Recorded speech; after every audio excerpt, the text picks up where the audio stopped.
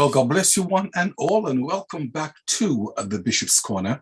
And of course, my name is Bishop Dr. Herbert N. Scott, the Chief Prelate of Liberty Hall, Cathedral of Praise, right here in the heart of Brooklyn. And we just want to thank God for the man himself, Philip Reed, who is the visionary of the Bishop's Corner.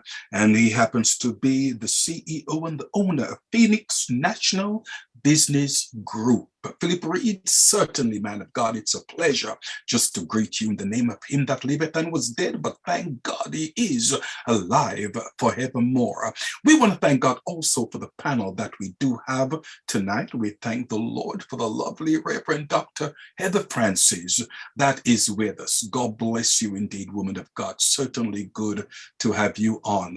We are going up north. We want to thank God also for the man of God himself, Bishop Dr. Neville Wolliston, that's with us. Man of God, always indeed a pleasure to have you on tonight.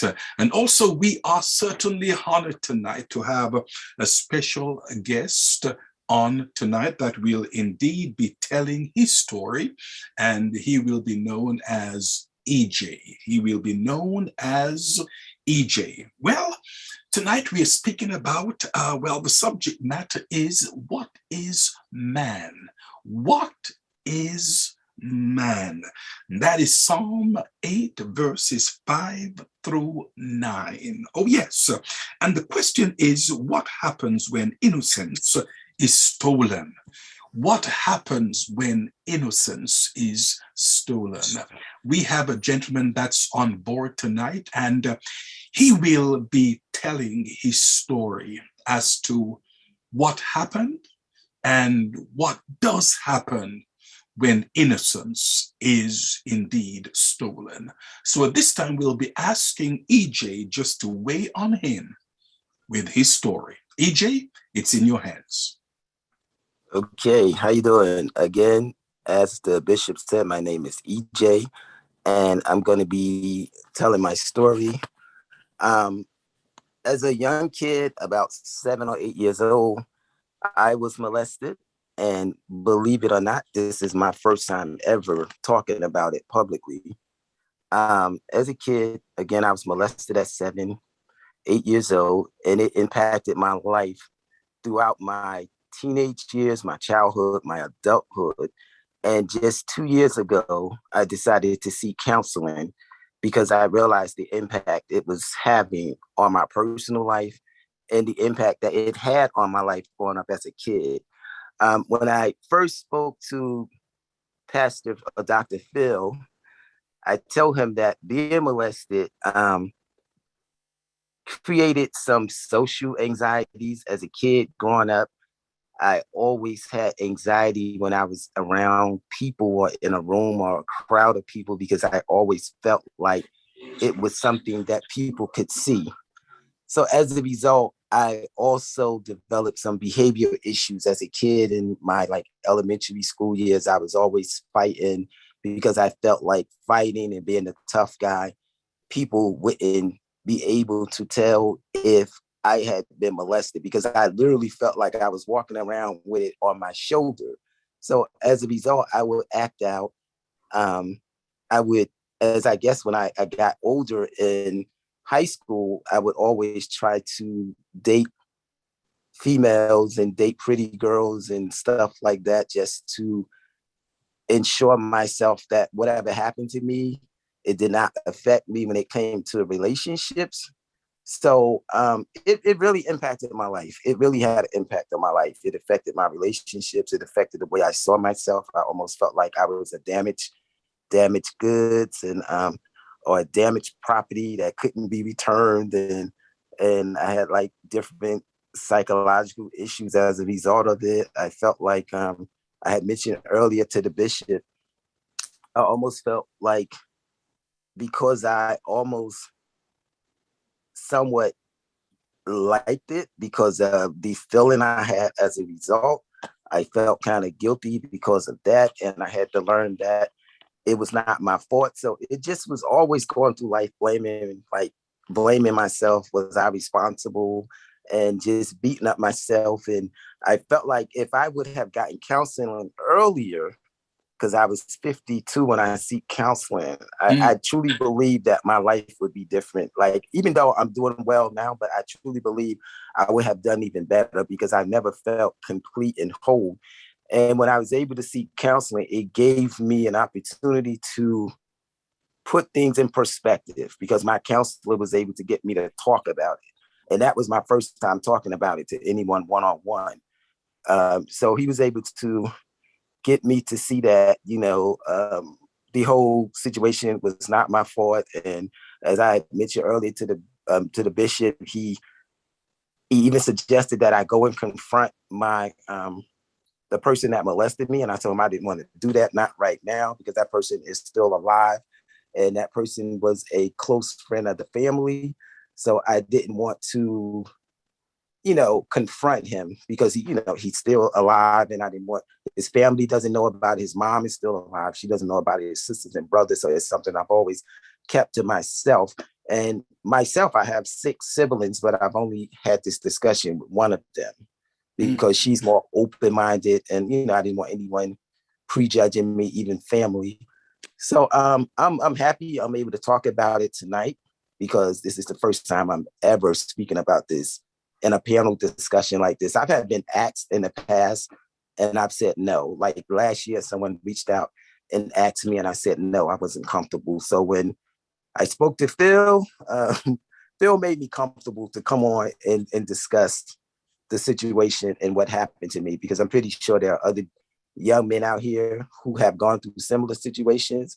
And I guess they need to know that they're not alone. And me right now, I work with young people, and I noticed that especially our boys, because we're not taught to express ourselves and holding feelings, we end up acting out in other ways. And so I'm just happy to be here tonight to be able to discuss this. I'm happy that the panel will be able to ask me questions, and I'm going to answer them as I'm going to be honest with answering the questions. So that's it. But I just hope that this story helps someone who has been through the same thing, or someone who is listening and going through what I went through. Because again, I wish I had talked about it much earlier, but I didn't feel comfortable, and I didn't have the power to talk about it. So I guess that's it. Okay. In the panel. If you want Dr. to answer questions. Okay, EJ, let me ask you this question. In talking about it, does it tend to ease your mind? Is it like a weight off you now that you're speaking about it? Yes, because talking about it, my counselor, because I'm seeing a psychiatrist and I'm seeing a psychologist. So I was able to find some ways to get it out of my system. So I'm doing some writing now. So I've been writing a lot, and that is one way that I'm coping with it. And I'm able to go sit and, and just talk about it and have an open, honest discussion with someone who's not going to judge me and give me coping strategies and things that have helped me, because I've been seeing him now for exactly 2.5 years. So then talking about it does tend to ease the pain. Yes, it does. It does. It's like an outlet, because before I was holding it in, and I didn't feel like I could talk about it, because I was thinking of more like people passing judgment who haven't been through it, or just but growing up, I grew up in a neighborhood which was considered in the ghetto, in the hood. So just something you definitely didn't talk about, because I was supposed to be tough, and like men aren't supposed to talk about stuff like that. They're not supposed to express themselves. You're not supposed to show any feelings. So if I would have came out as a kid talking about, I was molested, people would have, growing up, it was something that you thought only females dealt with. Only a female can be molested because a man is strong. And like, it's just like nowadays, if you have a man being raped, most people would be like, how the hell, like, how do you rape a man? Like nobody, like a man's supposed to be stronger than a woman, or even domestic violence. We normally, because of the society, we think that only women are abused, but there are men who are abused as well in domestic cases. So it's just a society that we grew up in, and certain things are taboo. And that was one of the things that was taboo when I was growing up. We just didn't talk about it. Okay, EJ, let me put this question to you. And then after this question, I'll let the panel weigh on in. Dr. Phil asked a question there at the top where he asked, what happens when innocence is stolen? And your innocence was stolen at an early age. Can you just divulge to us how did it honestly make you feel? It made me feel as if I was damaged. Like there was nothing that I can do to fix myself. It's almost like because I in my writing, I drew a picture, and it's almost like you shatter, like if you hold a vase or a vase up in the ceramic and you drop it on the ground, you're gonna have thousands of pieces, and then even if you try to put it back together, you're probably gonna miss a piece, or it would never look the same. So it almost felt like growing up, I was damaged, and people could see like that one thing that was broken. So that's what it made me feel like I was guilty of something. And I had strong social anxieties growing up as a young person. I did not feel comfortable. If I was to go in a room and it was packed with people as I'm walking through, I would get anxiety because I was like, just felt like people can see, oh, he was molested or something happened to him. So, and it was something like a psychological thing. And I realized that after I started going to counseling. And that's why I acted out as a kid, fighting all the time, because I wanted to come across as being this tough kid, like, a tough guy. Like, there's no way that this guy could have been like anything. Somebody took advantage of him because he's a tough kid, or he's a tough guy. So that's how I felt. Okay, got you. Okay, panel. Good evening, EJ. Thank you so much for coming on. I want to greet our host, Bishop Scott. Thank you so much. We missed you so much last week. I'm glad you're back in the driver's seat because we love you being where you are in your position. Thank you, Bishop. Greetings to Bishop Wolliston. We miss Apostle Rojas and Pastor Richard McKenzie, but we're so grateful to have Dr. Phil on tonight and also EJ, our special guest. EJ, thank you so much. I just want to commend you, number one, because you said this is your first time telling the story about what you experienced with sexual abuse as a child. And number one, I want to commend you because it's the most courageous thing that I believe that you could ever do. And I know that there are thousands of men who are watching right now who are saying, wow, I can't believe he had that courage. So thank you for that. You talked about all of the things that you experienced as far as anxiety and seeking therapy and behavioral fighting issues. But I want to ask you a question. I have two questions for you, actually. Number one, what are some of the things, if any, that your abuser said to you that actually distorted your thinking when it comes to confusion, when it comes to sexual orientation? Was there anything that your abuser said to you, number one? And number two, what impact, if any, did the church have on you and what you went through? Because the church is supposed to be a judgment-free zone where we come to for healing and for restoration. And I want to know, how did the church affect you positively or negatively? I guess to answer your first question is, I mentioned that even though I'm 54, I remember the incident as if it happened yesterday. And I remember vividly my abuser saying to me as a kid, he said to me, this might feel uncomfortable, but in order for you to be with a woman or have sex with a woman, you have to be with a man first. Like that was the rite of passage in order to be with a woman. So I had I mentioned earlier that I felt bad because it felt good at the time, even though it was wrong. But that was because, of what that he said. And I remember that particular individual being on me. And and thrusting on me until he actually, did what he had to do. I remember it like it was yesterday. Like I said, I can possibly remember how he smelled. I remember his voice in my ear.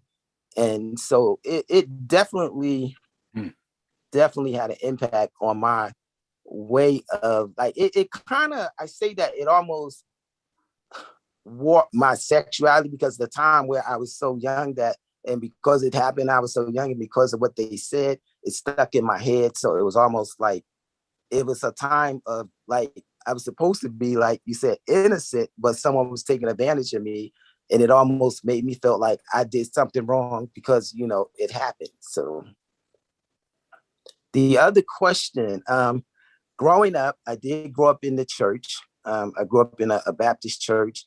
And as a young person, I've always felt like in church, even as an adult, I felt like every time I would hear a pastor or anyone says that God is all knowing, he knows you, he knew you from beginning to end before you were born. And, he placed you in your mom's womb. He knows every hair in your head.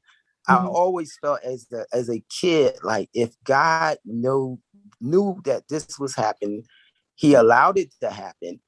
He knew the impact it would have on my life, then why did it happen? So I always looked at it as like a father. I try to, use my own analogy. I would say, like, as a father, would I let something happen to my child? Knowingly let something happen. It's something if you don't know, but if you knowingly let something happen to your child, then you're like, they say God is good. He's a good father, a good provider. Then it's like, how was he a good father if he allowed this to happen to me? And since he knows the beginning of the end, he knew that this would impact me from 7 years old to 54 years old.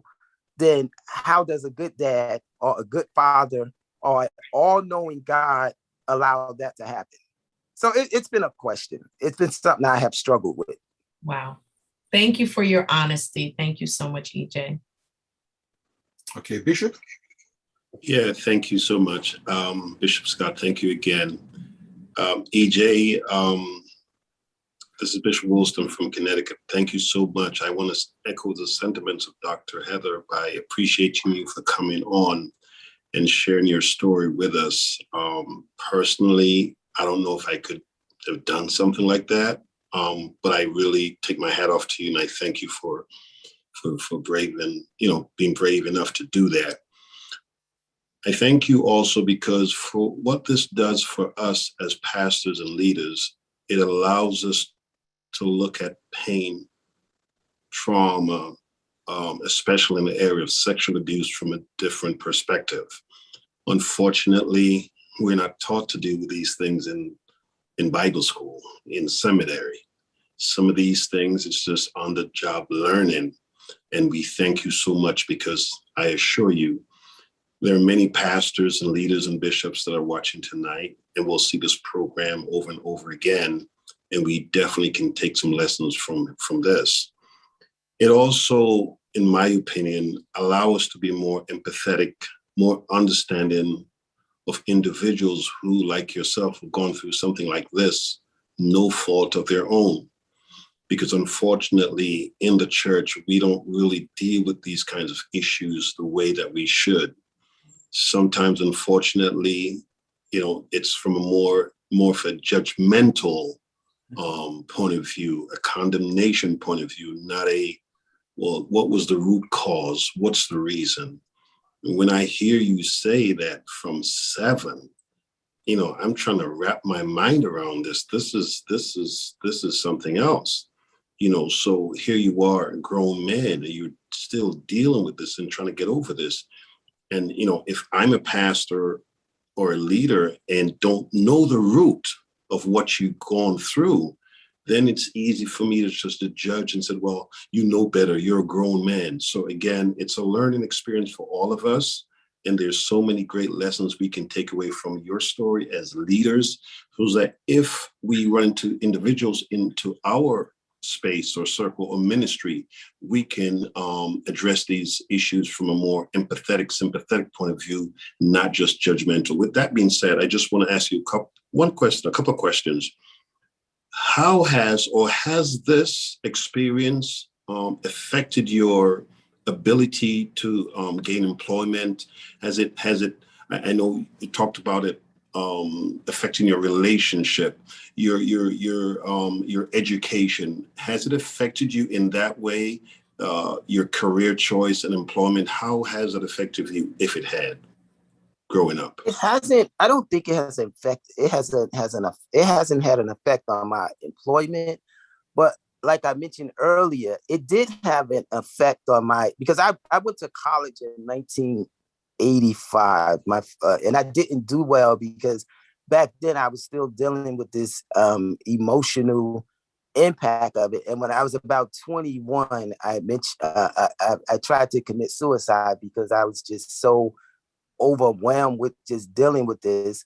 And then I went back to school and I didn't do well because this was always something that was in the back of my head. So then I finally went back to school at age 40 something and I did better. So I don't think it affected my employment. What it did do is it made me have compassion for working with the people, because I work with children. It made me have compassion and it made me work even harder, just being loving and caring and just having empathy and sympathy. That's been one of my strongest characteristics, just having empathy for other people. So employment wise, I don't think it affected my employment, but it did affect in my earlier years with education. So mentally I was not prepared to deal with the situation. Got you. If I may ask you also, I remember probably as far back as 7, 8, 9, 10 years old, and having a friend or close friends, whether it's a neighborhood friend or school friend, a friend in school.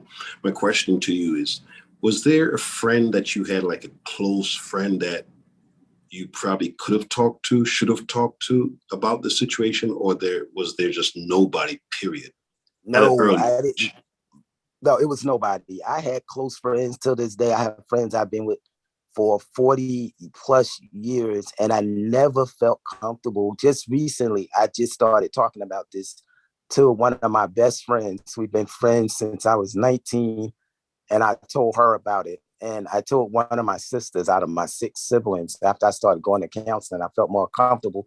But growing up, it was just, I was afraid to say anything to anybody. I just didn't feel comfortable. So when you spoke definitely. When you spoke to your sister and your close friend about it, what was their response? Because I'm just wondering if they might have said something like, well, why didn't you tell me before? I could have done. You know who else one of my best friends, she was like, she knew it was something. Mm-hmm. She was just waiting for me to say it. She felt something. She was just waiting. Okay. And my sister just said, we talked about it, and I told her who it was, and she was kind of, like shocked at first, but she was compassionate, and she said, "Are you okay?" Now I told her I was going to counseling, but that's about it. I haven't really. I told the person who is like, I had a teacher who was my 7th grade teacher, and she mentored me, and she was kind of like the person who took me under her wing and saved me. I told her, and she's been around me since I was 13 years old. And she's like my second mom because my parents are deceased. So she's like my second mom. So we talk about everything now. So. Okay, great. Thank you so much again. Thank you again for coming on. EJ, before Dr. Phil should weigh in, because I'm sure that he's got a couple of questions to ask.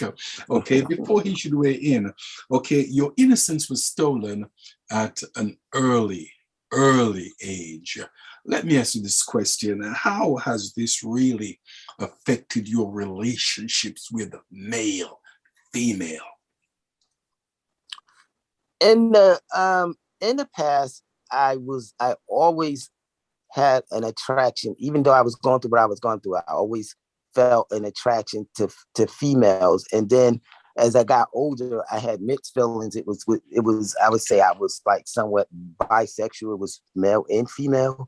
But now I'm not attracted to females. I'm attracted to males. And it's because I thought, I tell people, like I told my doctor, that I felt it was because of what's happened. And, we talked about the whole thing where people say, are you born this way, or does something happen, a traumatic situation? And and this, that, and the other. But it really did impact my way of thinking when it comes to relationships.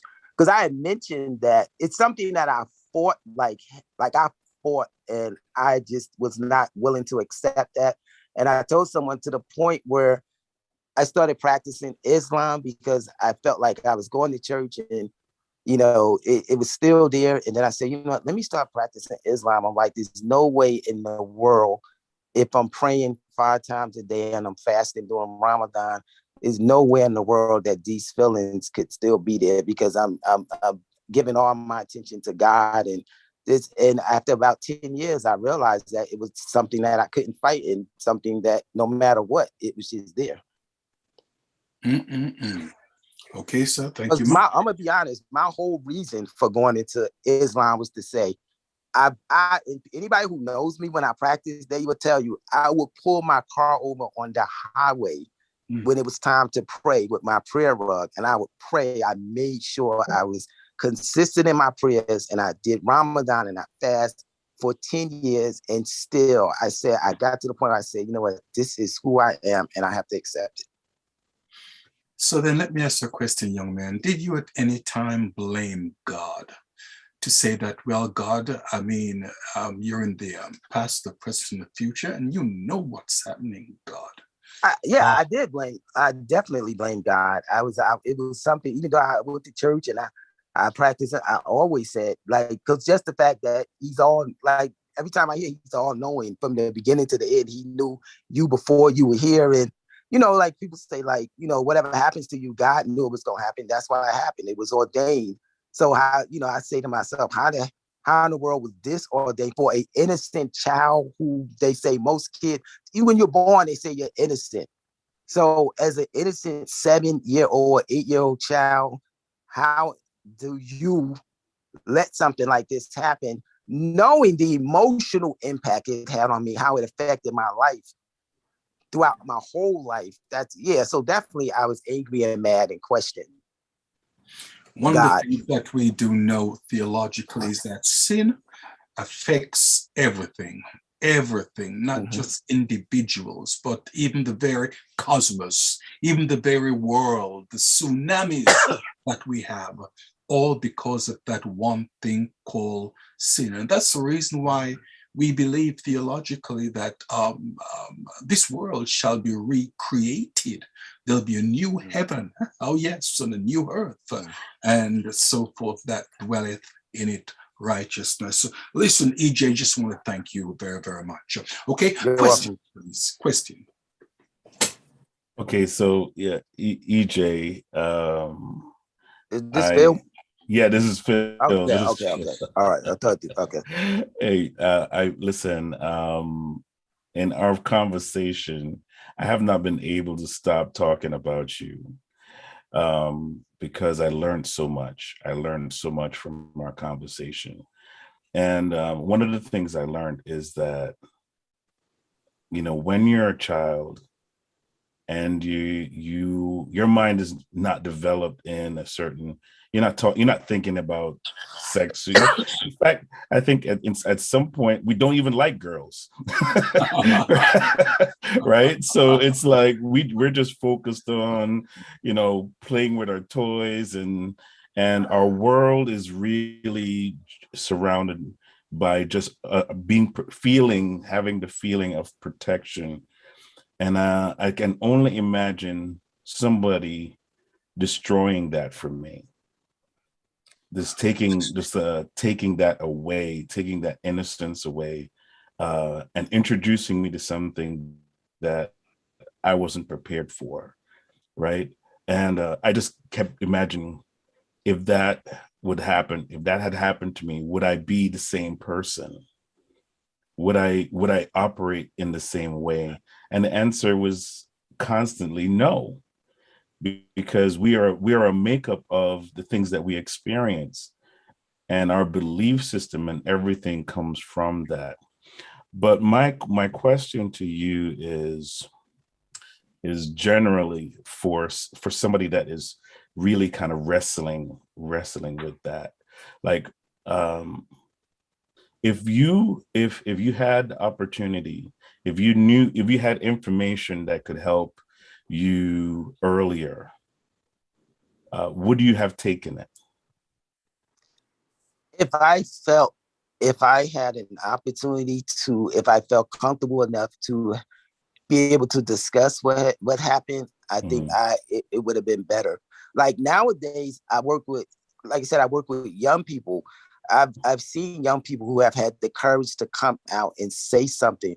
And I have been in situations where someone has come to me and they have said something, and I would go and take them to the appropriate parties and let them handle it. And in some cases, the person was honest, and the person that the perpetrator was dealt with.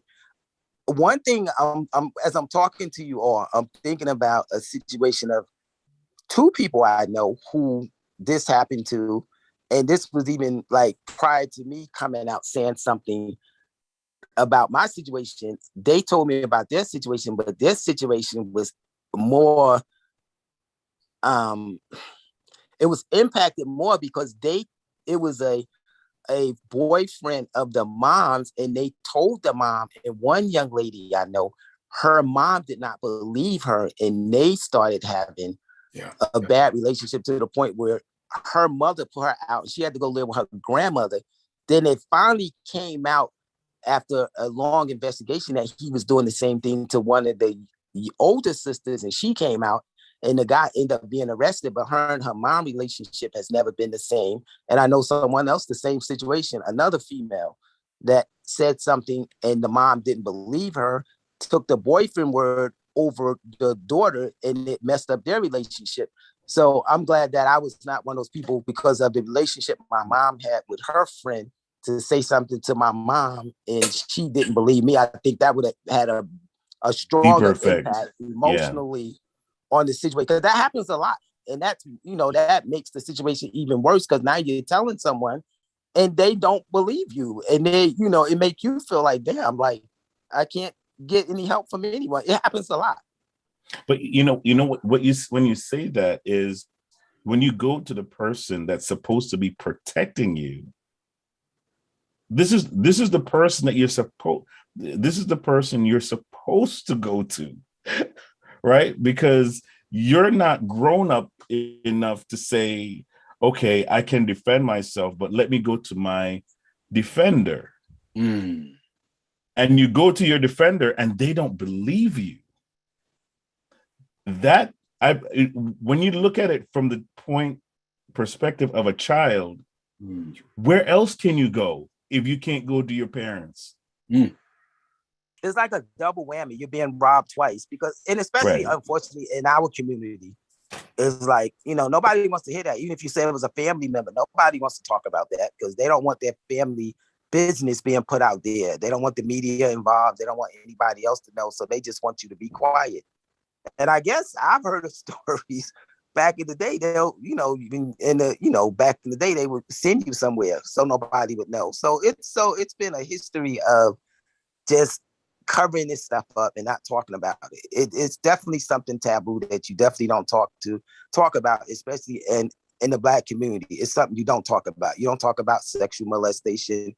You don't talk about mental illness. We don't talk about mental illness. If somebody got a mental problem, even growing up, I've seen, like, because I work part-time in a hospital, in a mental health ward.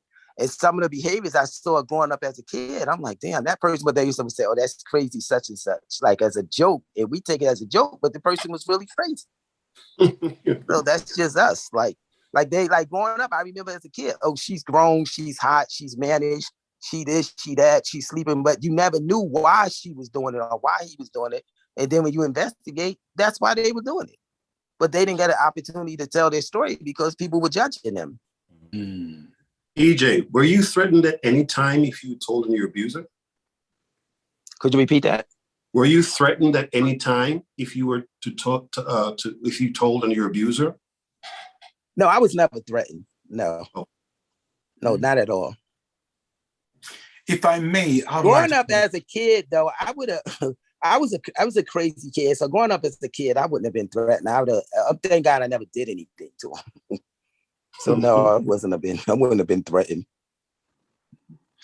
Okay, let me ask a general question, and I'm really putting this to the panel, Dr. Phil, Dr. Heather, and Bishop Neville Wolliston.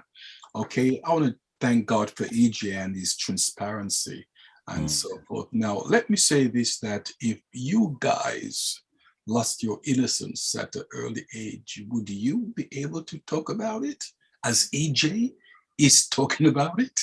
Would you be able to? Absolutely not. That's my case. Dr. Heather? I believe that I would if the timing was right. One of the things that I really appreciate about EJ is him being transparent as far as where he is in his process. Talking about acquiring therapy and starting to get counseling 2 years ago, and allowing that process to continue now, because it's never too late to address the issue. However, I think that based on who the abuser is or was, that would have a bearing on when or where I would talk about it, because I don't want to hurt anyone else in the process of me acquiring my healing. Now, is that an unselfless act as far as myself? It's almost like you're putting yourself on the altar of sacrifice, because now you're sacrificing your healing or your complete healing or your complete deliverance because you're thinking about other people. But I think in the position that I am in as a pastor, I think that I would have to take all of those factors. It's a multi-factored thing. So I think it would be a process of timing, knowing when to do it and not to hurt anyone else in the process, especially if, like in his case, he said his abuser is still alive. Well, that's something that you have to take into account, that if people are still alive, that are a part of your story, not that you don't want to say you don't care about them, but you don't want to do more damage than what's already being done already. So okay, go ahead. I got to vote. I got to say something. Okay. Because here's how I think about this. The fact that you can't deal with the person that invaded your childhood. What if because, they wait, but they're part of it? Well, no, hear what I'm saying. Okay. Okay. Because I try to pull myself through the experience, and in pulling myself through the experience, I'm feeling like emotionally, I'm feeling the anxiety of, I can't tell anybody that this person violated me. I can't talk to anybody about it. I've got to keep this in.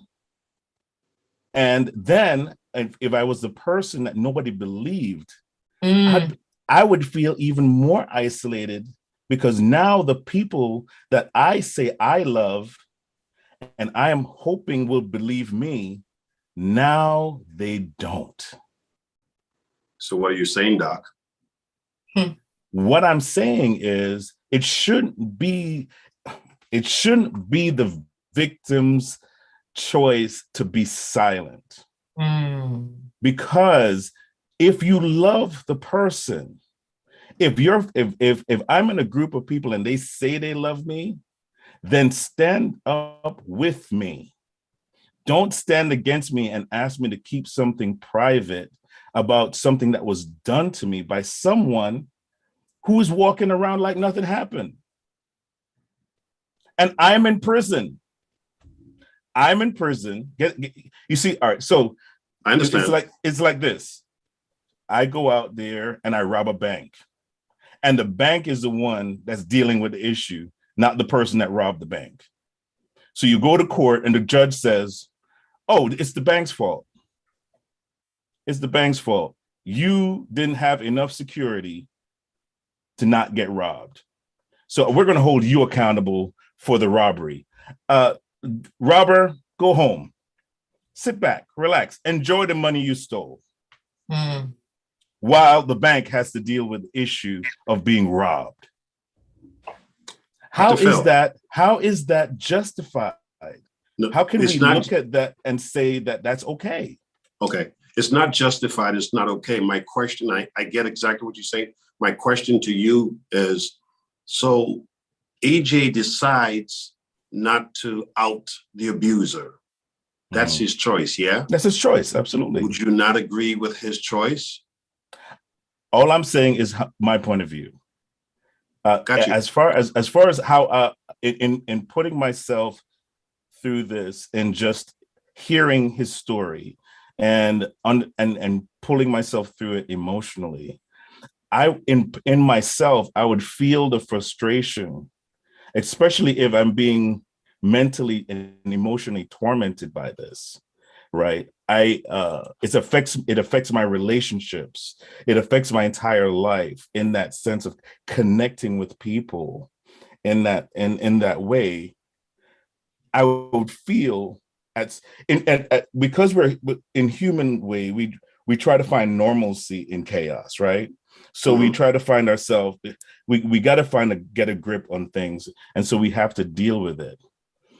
But it's like, in myself, I would feel like I can't trust anybody, because if I can't bring this to my family, you get what I'm saying. Get what I'm saying. I get what you're saying, Philip. If I'm 7 years old, think of it. Think of it. I'm 7 years old. If I can't bring this to my parents, who could you bring it to? Who can I? So I'm starting off with a level of distrust even when it comes to authority, because I can't go to my parents. What do we say?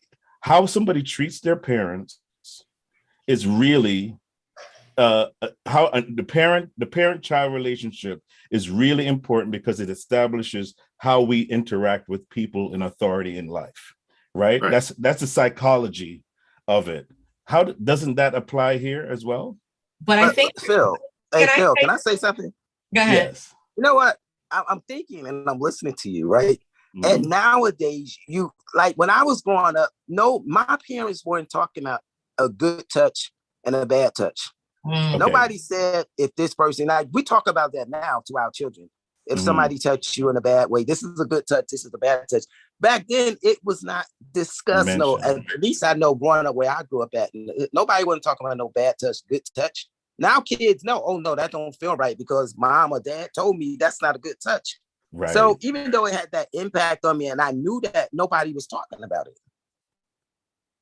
But also, I believe that Philip is responding from the perspective of parents or family that has, or people who are surrounded by family members who are exhibiting that unconditional love.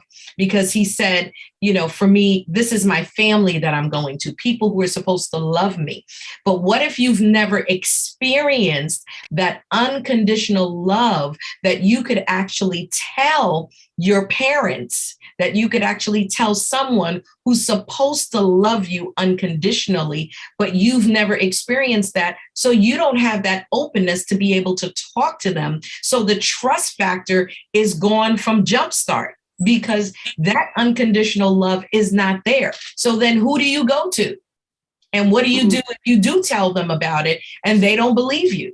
So that brings on, as EJ said, a whole other myriad of problems in your psyche and everywhere else, because you're not being believed and you don't have the love that you're supposed to have. You're told from the generation behind us, don't talk about it, push it under the rug, get over it, get over it. But here you are in your adulthood, you can't get over it. It's something that hurts. It traumatizes you. You've had to live with it. You've thought about killing yourself just to not deal with it. But yet everyone else around you who's supposed to be your family, that is supposed to love you unconditionally, that love and that support is not there. So yes, in an ideal world, it would be awesome to have that support system and that love demonstrated so that you can talk about it, so that you can open up and say, this happened to me. But it's just not the reality. Like EJ said, it's just not reality. Sorry, it's not there.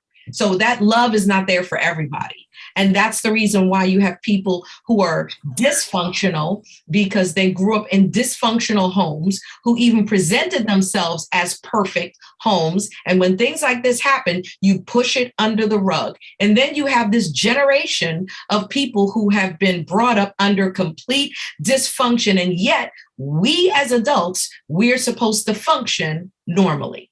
It's difficult. And not only that, be elevated in the church and function in the church and push it under the rug.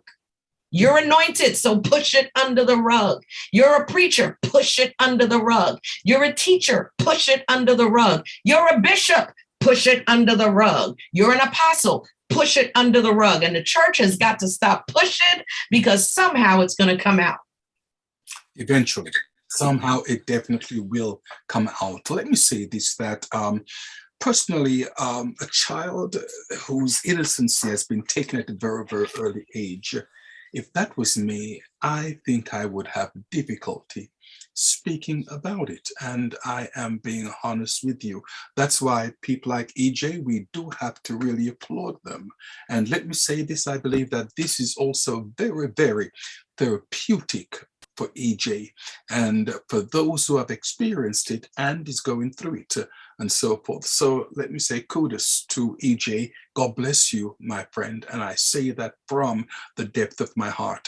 I do know cultures where fathers and mothers do sell their daughters into relationship with older men and so forth. Does this affect the child?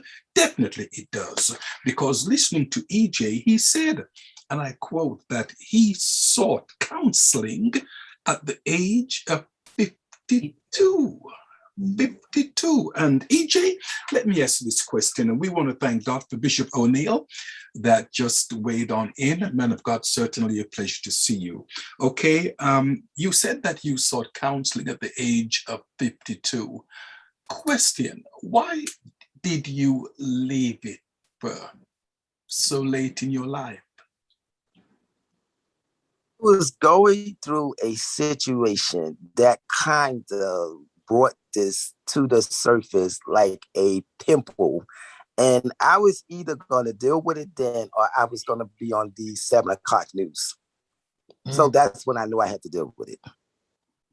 Because something else happened in my life that compounded the situation and pushed that to the surface. And I was trying to justify what I was about to do. And so it brought that to the surface. But thank God I didn't do what I wanted to do. And I thank God that we were in a season of COVID because it saved my life from not going to jail. So that's what happened.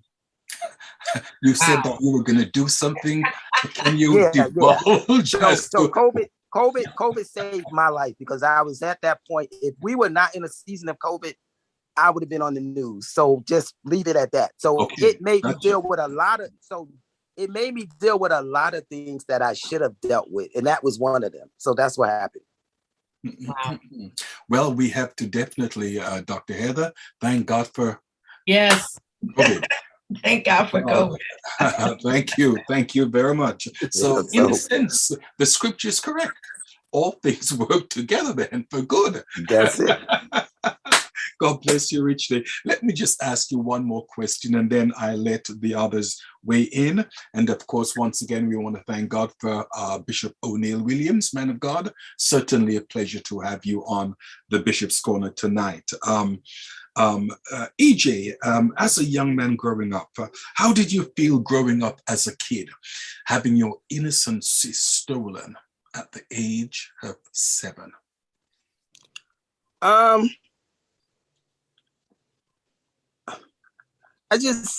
wasn't happy. I had a lot of anxieties and a lot of feelings like I was not important. And that, like I always say, I always compare it to just broken damage and couldn't be returned. So that's how I felt, like a damaged product. You can take, like, if I went and got a refrigerator and it was something wrong with it, I can take it back to the store, but I couldn't go back. So it's something I just had to deal with. Even though I didn't deal with it like back then, that's how I felt, just unhappy. Unhappy. Okay. Did you ever feel later on in life that things would indeed get better? Because I take it now that you're going to therapy, you're seeing a psychologist and also psychiatrist. So we do know that things are on the mend. No, I didn't, because it took me to 52. It should have been after I go into therapy. I said, I wish I'd have done this when I was 19. Wow. Right. So I wish I would have done it early. So that's why, if I, like you asked me earlier, if I see someone or if I know that someone is going through the same thing and they're young, I'm going to encourage them to talk about it, write about it, because writing was therapeutic for me. I'm writing. I've written so much. So that was therapeutic, just putting it on paper. So okay, great. Were you somewhat ashamed if people knew about it, that they would judge you? Of course. Growing up, of course, especially like you said, in the church, we pass judgment on people. You don't, like you say, some people are not empathetic, sympathetic. They just look at the person and the outer appearance and how they present themselves and what they're doing, but they don't know what caused that person to look the way they look or what caused them to do what they're doing. So, I mean, you have to be in that person's shoes. Guess I'm more empathetic now because I've been if somebody is going through this, I've been in their shoes. So I know what they're going through. I know the impact they have on my life. So that's why if I'm working with young people and I see that, like, if I get an inkling that something is going on, immediately I'm going to say something because I want it dealt with immediately. So they don't have to go through what I went through. Okay. Thank you much. Questions? EJ, looking. Oh, go ahead, Doc. Go ahead. No, go ahead. No, just really quick. EJ, looking back, knowing what you know now, what advice would you give to someone who's going through or gone through what you had gone through? Talk about it. Get counseling. Don't talk to your, I'll say seek counseling. Don't talk to, and even though they say like, you can talk to someone who's been through it, I would say seek some professional counseling. Because just because if you're an alcoholic, you're gonna go to an alcoholic and you might not get good advice. So I would say talk to someone, get some counseling and deal with it. Like, deal with it. Because I think a lot of people do commit suicide because they don't deal with it. Right. Yeah. So, Was the shame factor a big deal for you that caused you not to seek counseling earlier? No, that didn't. No, it wasn't one of the factors that. Okay. I just felt like I have dealt with it so long and I was okay, but like I said, something happened and it pushed everything to the surface. Gotcha. Everything, like I was going through something, and God, I could say that a lot of people lost their lives during COVID. COVID saved my life. So Wow. it might sound strange, but that's the honest truth. Thank God. Can agree. I have a question. You said that in counseling, your counselor suggested that you confront your abuser. And I want to know if you think that confronting your abuser, do you think that that will be a part of your healing for you to actually get to that point that you could do that? I don't think so, because I think if they denied it, it would go left. So I think I just need to leave that person alone. Okay. Because people, if that happened so long ago, they'll probably look at me and try to make me look like I'm a fool, and then that might take me over hill somewhere. So I think just leave, because I don't think that person gonna say, "Oh yeah, I apologize, that was wrong." They'll probably look at me like, "What is he talking about? I don't remember that. There's something wrong with like I'm crazy." So no, I don't think it, because the person and who it was and the type of environment we grew up in. No, I don't think that. Okay. I don't think that.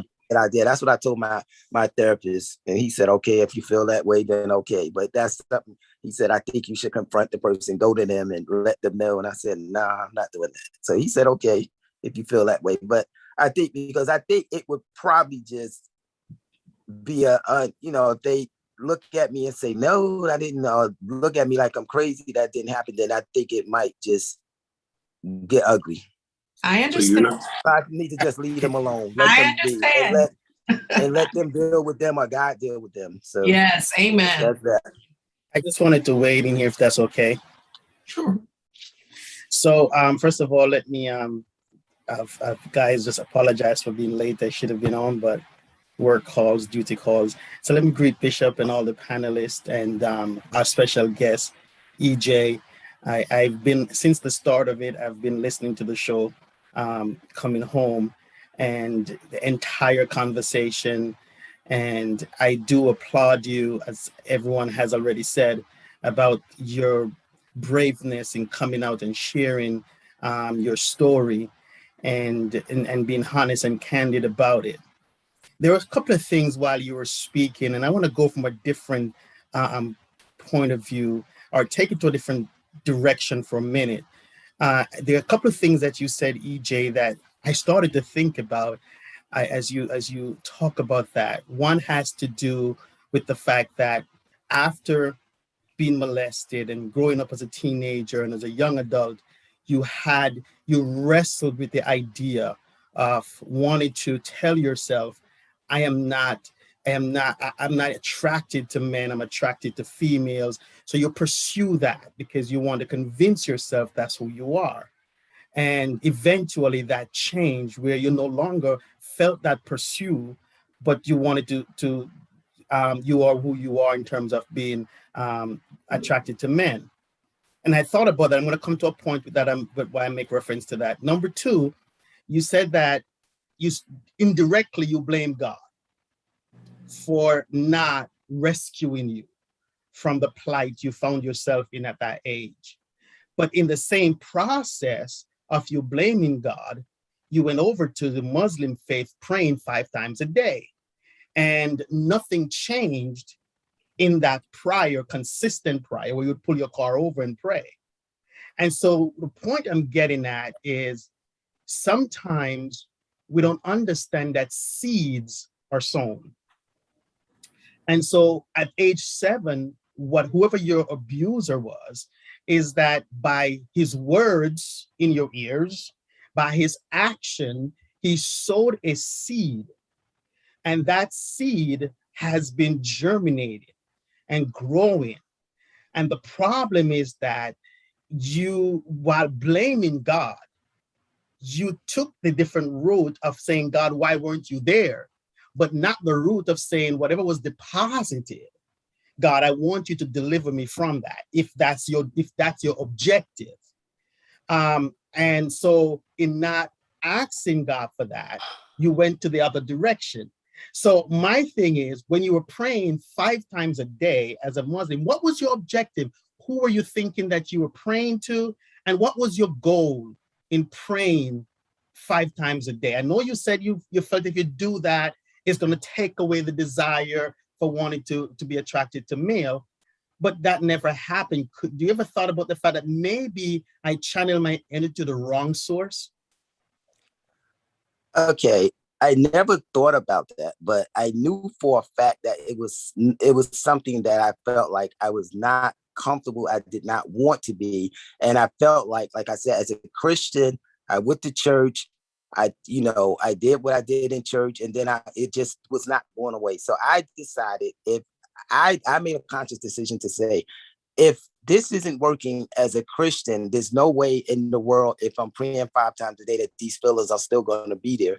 And I realized that, I said, I practiced Islam for 10 years, and I prayed, God, please get these feelings out of me. But it didn't happen. So that was my prayer, but that was not the case. It did not happen. And I had to deal with it. I was single. I wasn't in a relationship for over 20 years because I just did not want to deal with it. I was single by myself. So it's a lot of things I was dealing with. So when you said that you were a Christian Were you saying you were Christian being in the Muslim faith or Christian and Muslim? No, Christian at a Baptist church. I grew up in a Baptist church. And you were giving the same dedication that you gave being a Muslim for your prior, you gave that same dedication being a Christian, and nothing changed. Yes.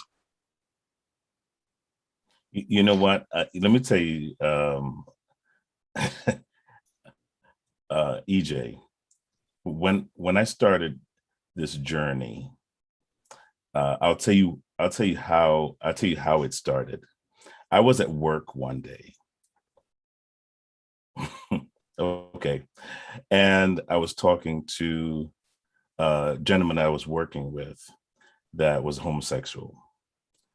And, we started talking about church, and we started talking about, the lifestyle and everything. And he was abused by somebody in the church. Okay. And when he said that, I did not know what to say, because now I'm prepping myself to talk to him about Christ. But now this is what I'm confronted with. Yes. If you look at the Catholic Church, look at all these cases of a child molestation that has gone on for years, and now it's just coming to light and people are suing. So I'm going to be honest. I'm going to be honest because I've been honest all night. The gentleman who just spoke, the gentleman who just spoke, who was the pastor that just spoke? Bishop O'Neill, yes. Bishop O'Neill. I'm going to be honest. You almost made me feel uncomfortable, because it's almost like the way your questioning was almost like you're blaming me again. And that kind of, notice my tone change. And I'm just keeping it real. I'm not saying that was your intentions, but that's how it came across. Okay, so that was not my intention, so I apologize. I just wanted to see all of the different direction that you took and to see where you are today. So that was the intention.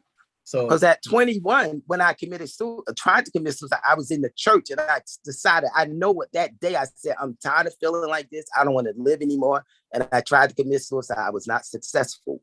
And then at that point, a couple years later, I say, well, no, let me try this, because I grew up with brothers who are Muslim and my aunts and uncles. So I said, let me try this. So I did. And then I just came to the point and said, you know what? I've tried, and I just I'm not gonna say I gave up, but I just felt like this is who I am. It's just me. Mm-hmm. And that's it. Even after I accepted that, I did not want to be in a relationship with anyone, because I felt like still I can't accept this. But then I just had to realize that it is what it is, unfortunately. And one of the things that I wanted to just bring across, EJ, is that you're telling a story that hundreds of men are hearing today and are going to hear. So we're never want to feel victimized a second time around. But we also want to make sure that we address the story, even though it may be uncomfortable sometimes by what we may say, the objective, and I'm glad you're being honest in saying how you feel, because that's what I don't want you to leave the show feeling like you've been attacked. So that's not the. That's why I said something, because I've been feeling comfortable throughout this. Is like, I don't know if you heard when we first started, this is my first time ever talking about this in a forum, ever in my life. Absolutely. I've been listening to the show, but here's what I was going to get at to EJ, is that I know you said you couldn't tell anyone, you didn't want to say it to anybody, and I know Bishop asked a question, would we able to tell somebody? And I know Dr. Heather said, it depends on who the person is and what feathers going to ruffle and what's going to cause it. And I thought about my son being molested and not feeling as if he can come and talk to me. And then 54 years later, he is saying, I didn't want to ruffle any feathers. So what I want to do is we're trying to set a precedent here where no one else has to go through what you went through, but they must feel comfortable to be able to go to their pastor, because you were a Christian at the time. And your pastor probably did not even knew what you were going through because you probably didn't share that with him or people in the church. I'm just assuming that you didn't based on your conversation. No, I didn't. Of course not. No, I didn't. Right. So you were fighting this battle all by yourself.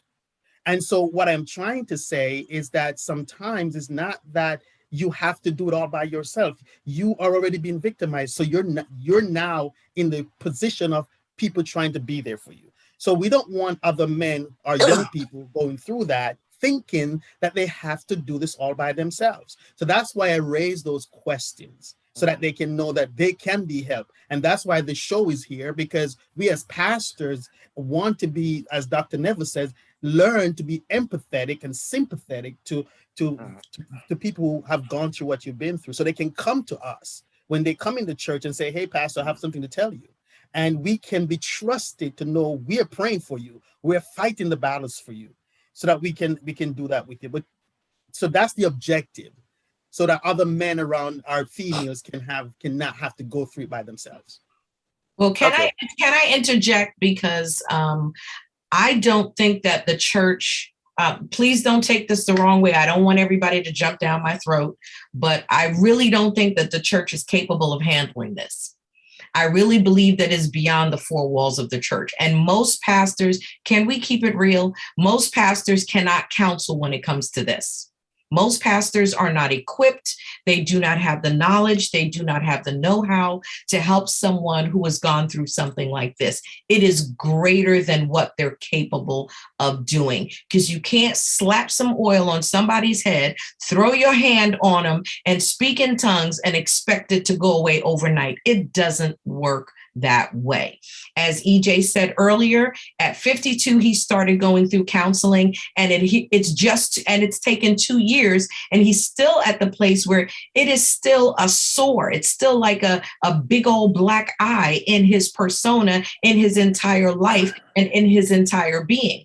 So I think that this is something that is bigger than what we have dealt with in the church. And that's the reason why it is such a problem within the church and the church community. And Bishop Scott, I know you'll agree with me.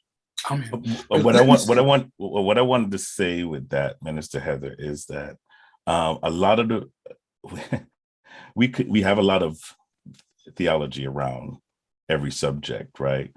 But the one thing that Jesus had was compassion. And compassion is really something that is not exercised. So, Amen. Someone might hear, EJ's story, and they may be moved with compassion. It doesn't take a lot to care. Let's just be real. It doesn't take a lot. I may not be able to solve the problem, but I can actually have compassion. Yes, you can. Yes, but not everyone has that response. And then you're not supposed to be a leader. Then you're in the wrong business. We're in the business of people. But Bishop Wolliston, let's be honest. Most people in the church, even leaders and lay members, are they really showing compassion to people who have gone through this? Someone typically like EJ. Be honest, Bishop Wolliston. Not at all. Is the response compassion? No, not at all. And we talked about this before. But here's what I've always said, Doc, and I'm with you. This is what I like about the Bishop's Corner. We're talking about subjects that are sometimes taboo or sometimes not talked about at all. Dr. Phil mentioned compassion. Okay, so I may not be qualified to counsel EJ, but can I be compassionate enough and care enough to find help for the brother? At least I should be able to do that. The least. Let's find some help for him.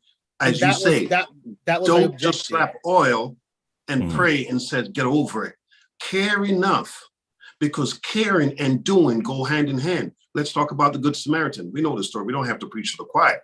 He cared enough, but he did something alongside caring. So we may not all be qualified, but as a leader, and we mentioned this already, Doc, and I'm totally with you, because here's the deal. In the past, what this has done for me, the story of EJ and others, women that have gone through this, I look at it from a different vantage point. So it's not, okay, why are you this way? it's more than just why are you behaving like this. Something happened. Yes. And most of the time, Doc, as you said, we are not in the position to ask the hard question, what happened? We just see the fruit and not the root. Amen. You Right. can't have fruit and not have root. Amen. So the root causes fruits, and we're dealing with the fruit. So again, that's why I'm so glad for this kind of platform. So again, I can be compassionate and not being able to do anything about it, but compassionate to care enough to say, you know what, let me try to find some professional help. Let me try and help instead of condemning the brother for what he's going, the position that he's taken. And let me also add this, ladies and gentlemen, that as the host, and now hear me, I see something behind this. Certain things in life is indeed a process. Certain things in life. This week we were dealing with the potter. Okay, don't fight the process. That was the theme at the convention. And most people, when they look at Jeremiah chapter 18, they only speak about the actual pottery on the wheel going around. Okay, but there's something before that. The potter does something before that. He has to dig up the clay. 8, 9, 10 feet down, my God, behind the back portions of a river where it's nice and muddy. But when he finds the clay has an affinity with the mire. So here now the potter has to fight with the clay to separate the clay from the mire, because the mire will cheapen the very vessel. Then the clay has got to be washed. After the clay is washed, the clay is dried. After the clay is dried, it's beaten mercilessly. Now, if it's going to be a cheap vessel that you can pick up any place, it's a short beating process. But if it's going to be an exquisite vessel, it's beaten for a long time. After the beating, then here comes the sieving. After the sieving, here comes the water and the straw for strength, water for the anointing. Then it's ready for the wheel. So before it even gets onto the wheel, there's a process. And after it comes off the wheel, there's a knife that he has to use to cut off some portions that are not needed. Then the oven, after the oven, the cooling down, after the cooling down, the painting, after the painting, the flashing of his signature. You belong to me. Now, one of the things I like what EJ said is that he is now going to counseling for what happened when he was 7 years of age. Now, my question to EJ is this, okay? Young man, you've been through a lot. You've been through a lot. But thank God now for the process of healing. And it's going to take time. What are some of the ways that counseling has helped you with managing the trauma of your sexual abuse experience? EJ. It has given me the opportunity to not blame myself and not feel bad about what happened and deal with it. And as a result, I'm in a better space mentally. I'm in a good space now. So it was very therapeutic. I'm in the best space that I've ever been in right now. Okay. And let me say this, you've been going to therapy for how many years now? It's like 2.5 now. 2.5 years. Do you feel that you've made progress? Yes, I've made progress because I'm able to talk about it. I've made progress just by being on this show right here. That's progress. Now, did they tell you an approximate time when this would be over? Did they tell you that? No, they haven't, but the fact that I'm in a better space and I'm getting better. That's right. Writing, and eventually I plan on writing a book. So that's progress. Amen to that. Amen to that. And that's what we are after. Progress. Okay. And let me say this, over time. It's a process. And, we church folks, oil, lay hands, tongues, and so forth. It's a process. And that we must remember. Questions? Yeah, I have a comment that I wanted to say, but I was telling the story as to how I started brushing up against the subject, but and I like that Bishop O'Neill pointed out how leaders should start gearing themselves up to and preparing themselves to actually be able to minister in areas like this. Because the fact that EJ was able to go to church and not have any, I'm looking at this from so many different angles. And it's like, if you're not able to go to your parents, you're not able to go to your spiritual leaders. This is no wonder people kill themselves. Amen. No wonder you get suicidal thoughts, because if you can't go to your parents, you can't go to your pastor, you can't go to your priest, you can't go to anybody and talk about what's like ailing you. Why am I so on edge? After I've experienced this, why am I so on edge? You can't go to anybody. No wonder people have suicidal thoughts. Bishop, imagine you being isolated in that office and not having anybody you could go out to and say, I'm locked in my office.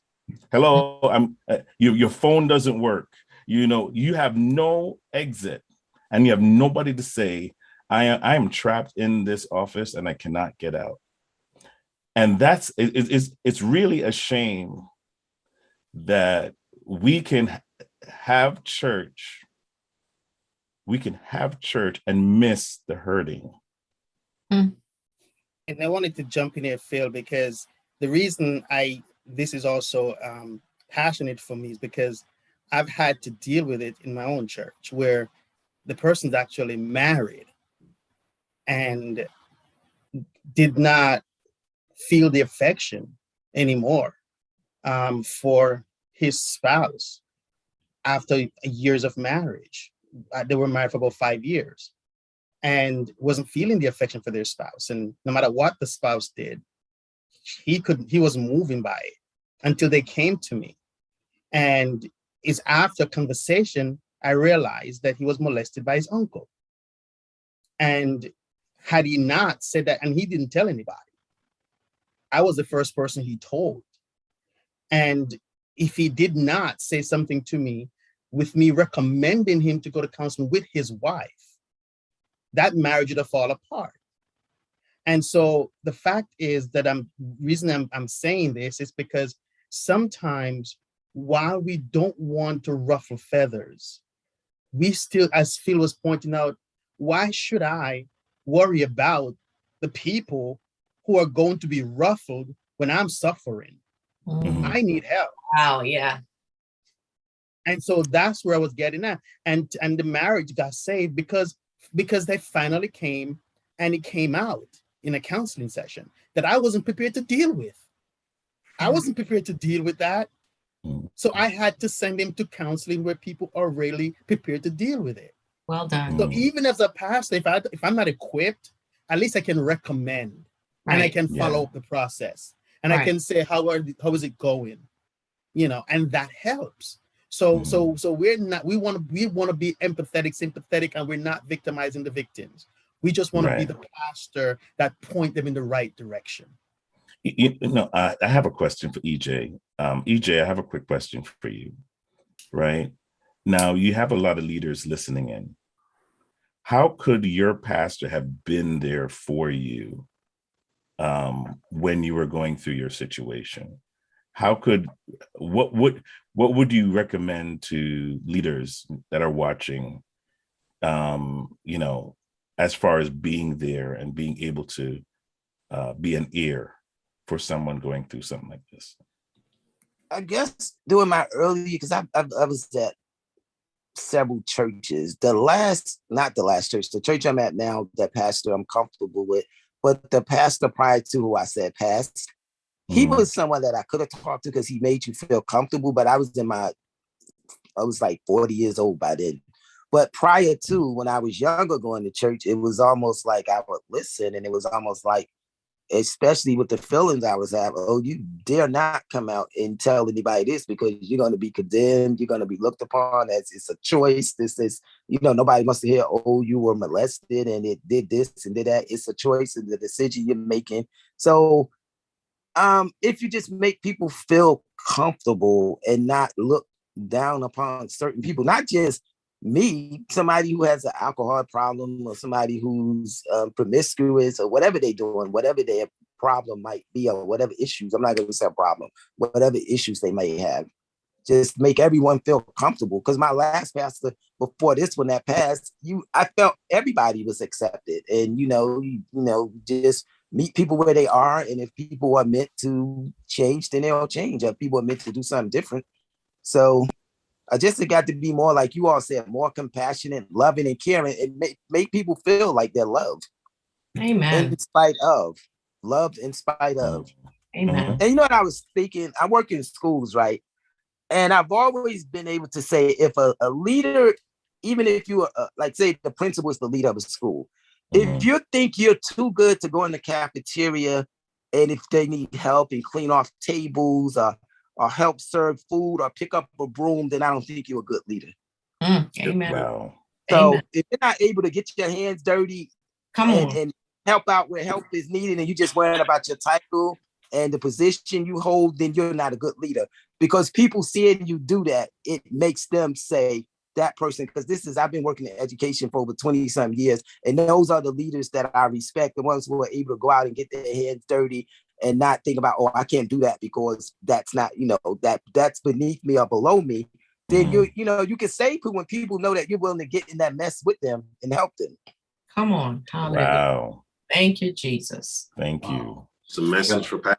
That is a powerful word right there. Amen. Amen. Amen. Listen, we only have approximately 5 minutes left. Wow. 5 minutes left. And so I have a question before we leave. Okay. This is my first time, like I said, talking about this. Maybe just from a few of you, what have you taken from me being transparent? That's my question. That was the final question. But that's Tell him good. why we're laughing, Phil. EJ, why is it that you're after the prestige of my position?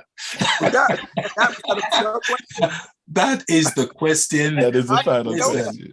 That's the question that we always ask. Whenever we are closing out. Okay. So and we have an after show question. We have an after show Q&A as well. So we're gonna stay behind after we finish the broadcast. Okay. So Dr. Heather, please answer EJ's question, would you? In closing, I would say that I would love for people to understand that as far as EJ's experience and anyone else that has gone through sexual rape or molestation, that the sin that was committed against them gives birth to a sin that is implanted inside of them. And there's not just a transfer of spirits, but there's a distorted psychological seed in their innocence and in their mind. And scientists say that a child's frontal cortex of their brain is not completely formed until they're in their 20s. And this part of their brain actually affects their decision-making and their judgment.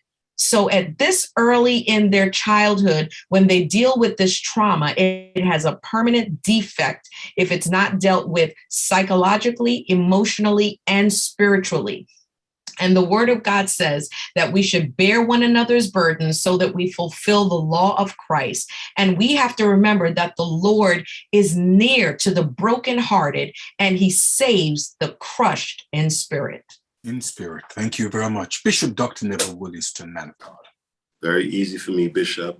Not just pastors, but the church in a whole. We have to be more caring and compassionate. More caring and compassionate. Bishop O'Neill Williams, man of God. What should we take away from this conversation tonight? Just from this conversation, but from the last 3 weeks conversation that I have listened to, which coupled with tonight, is that our children needs to be protected. And I hope parents have learned from all these nights, especially and tonight, that whether you have a boy or a girl, listen to them. In other words, let it be where maybe they were not telling the truth, but at least you did not think they're lying. Right. And listen to them. The other thing I wanted to take from this, listening to EJ, is that we must guard, whether you're a youth pastor, and that is the reason why we believe that today in today's churches, you don't just vote somebody into position anymore. They need to be qualified Yes. For the position, because you got children who will not tell their parents, but they will tell you, the leader. And you got to be qualified to have a listening ear to be able to understand. Because I look at EJ, what is he doing? He's helping children who are in the same position. And he could be a great youth pastor because he has the experience and he has the ability to help the children who may be going through that. So what I'm trying to say is that what I take away from this tonight as a pastor, you're not just pulpitarian. You are supposed to be a counselor, a seer, a leader, an encourager, empathetic, sympathetic, and all the works. And that's why I believe pastors must continue to study, continue to grow, continue to study. Amen. Thank you, young man. Okay, Dr. Phil, would you like to say something? Yes, Bishop. I would love to say something. First I want to thank EJ again, because he didn't have to do this. Oh man. Right, EJ, I know you didn't have to do this, but I'm glad that we connected and that you trusted that we would do right by you on this program. And what I want to say to everybody that is watching is, never judge a book by its cover. There are pages to be read. Oh, yes. And there's a reason. Somebody said this before, and it's true. There's a reason we have 2 ears and 1 mouth. Sometimes we need to listen more than we speak. Amen. So that we can learn what's in a person's pages. And also, if you're an anointed minister of God, then you can actually minister to those pages, and you can see God in the workings of those pages, just like in the book of Esther. God may not be mentioned, but he is all in the book. Oh, he's working. So that's my encouragement to everyone that's watching tonight. Okay, thank you very much, Dr. Phil. Okay, what I would like to say to EJ is this, that my friend, you have survived a storm. You don't need to bother with the raindrops around you. You have survived the storm. Once again, we do want to thank those of you for weighing in tonight. Thank God for the panel. Thank God for Dr. Heather Francis. Thank God for Bishop Dr. Neville Wolliston. Thank God for Bishop O'Neill Williams, and of course, the man of God himself, Dr. Phil. And let me say this, we want to thank God once again. Let's just put our hands together for EJ to say thank you, our friend, for weighing in. Job well done. Well, this is Bishop Scott saying from the Bishop's Corner, God bless you and good night. See you next week.